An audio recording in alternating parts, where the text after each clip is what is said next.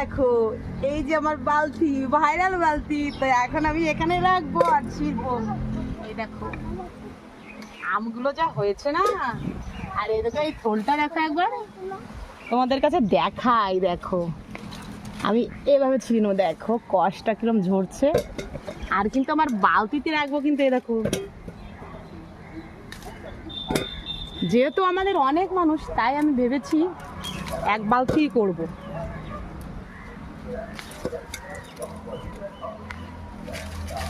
আর এই আমটা খেতে খুবই সুন্দর, খুবই সুন্দর। দেখো আর এইদিকে আসো, দেখো